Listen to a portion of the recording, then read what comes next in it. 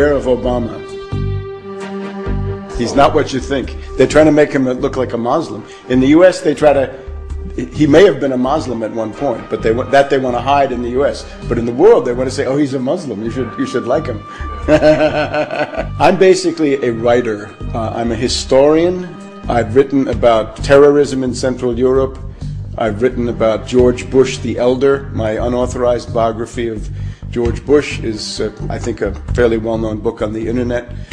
I've written about the world economic crisis, a book called Surviving the Cataclysm. I've done essays on history called Against Oligarchy, and then 9/11 Synthetic Terror Made in USA. And I have one book that's now out, Obama, the Postmodern Coup, The Making of a Manchurian Candidate. But I'm so alarmed by the phenomenon of Obama that I've written not one book this year, but two. There's a second book coming out, The Unauthorized Biography of Obama. In terms of U.S. politics, my task is basically to call people's attention to the most dangerous covert operation that's going on at any given time. From 2001 to 2007, that was the entire 9/11 myth and the attempt to start wars, the Afghan war, the Iraq war, and for a time the Iran war. Up until about the middle, say about July, August of 2007, that was a very real danger, so I focused on that. Now that danger is changing. It has radically shifted. The greatest danger is now a covert operation around the candidacy of Obama. It's a kind of political coup d'etat going on in the United States with great danger for the world, because the policy represented by Obama is more aggressive, more militaristic, and generally speaking, more catastrophic than anything the neocons had. There's nothing good to say about McCain, just much worse things to say about Obama. Obama is a world tragedy in the making. This is a catastrophic situation if Obama becomes president. He is a puppet of the Trilateral Commission, and in particular of Zbigniew Brzezinski. And this is a clique of bankers. They ran the Carter administration. Many people today don't remember how disastrous the Carter administration was, but it was a very, very terrible time, economically as well as strategically. And now this same group has groomed another puppet, this time with more preparation, more indoctrination. So this is the moment where this clique of bankers decides to bring in a new face.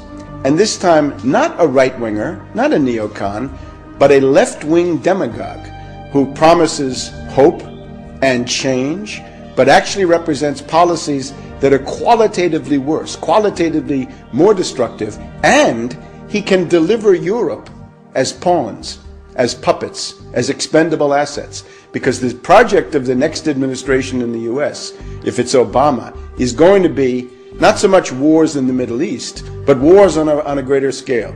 Because Brzezinski says the center of power in the world is not Iran, it's Moscow and Beijing. And therefore, Brzezinski is determined to smash, essentially, Russia and China in the next period ahead in order to let the US-British world domination go on for another 100 years. Now that's the project. That's more ambitious than any neocon, and it's more adventurous, and it's more dangerous. So people in Europe had better wake up that silly romantic illusion they have about Obama is going to be suicidal for them if they don't understand this.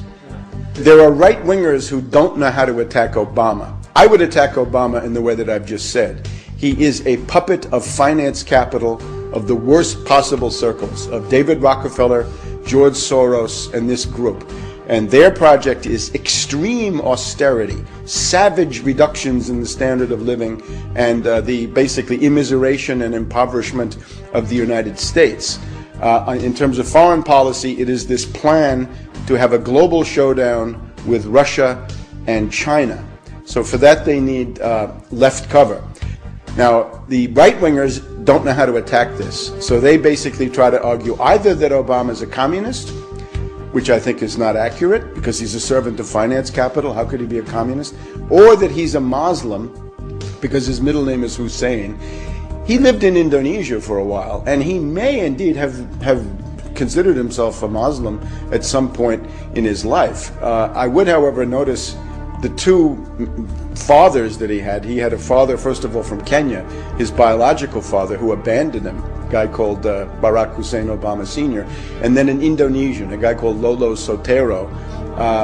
Both of them, it seems to me, were more devoted to Johnny Walker Black Label Scotch whiskey than they ever were to Islam. So I don't think the Muslim connection really makes any sense. But I would add one thing.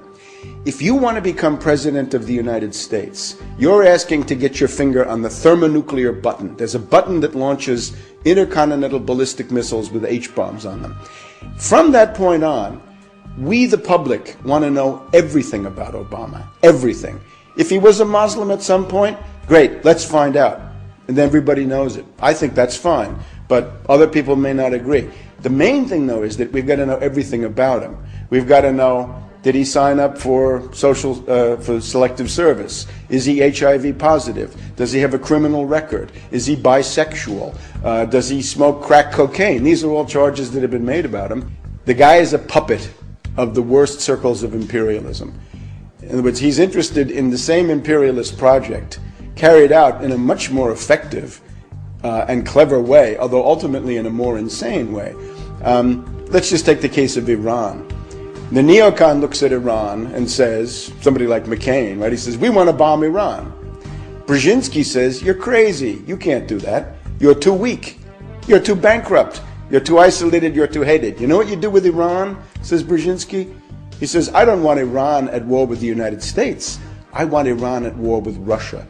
Let's turn Iran into a tool, into a puppet, and play Iran against Russia. And Brzezinski said, I show you how to do that. I played Afghanistan against the Soviets, and I destroyed the Soviets. So if we look at Syria, the neocon looks at Syria and says, let's attack Syria. Brzezinski says, you're crazy, don't do that. Make a deal with Syria. There's a very important Russian naval base in a place called Tartus on the Mediterranean. And Brzezinski has just been in Iran. He went for the Rand Corporation a couple of months ago.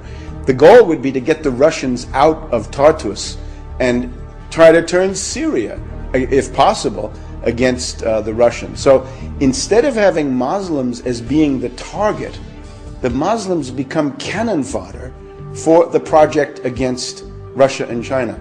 Let's take Chinese Turkestan. Right? There's a Muslim minority there, the Uyghurs. Right? What's Brzezinski's plan for them? It's to have them fight and die in some kind of an insurrection. He's got an insurrection going in Tibet. The idea right now is forget about the target list that you've known. The target list is getting bigger. Let me add a couple of others to the target list. Let's take Sudan, Arab country, Arab League. Why is Sudan being targeted? What's the story with Darfur? Why are they doing that? Are they really concerned about a humanitarian emergency? No. They're concerned because 7% of the oil for China comes from Sudan. They're looking desperately for a pretext to go into Sudan, overthrow General Bashir, and cut off that oil going to Sudan. Now let's take the really big one. Up until now, everybody's been focused on Iran. And will the U.S. attack Iran? Will the Israelis attack Iran? I say no, they won't. The U.S. and the British will not. I can't exclude some Israeli crazy. That's possible. But I don't even believe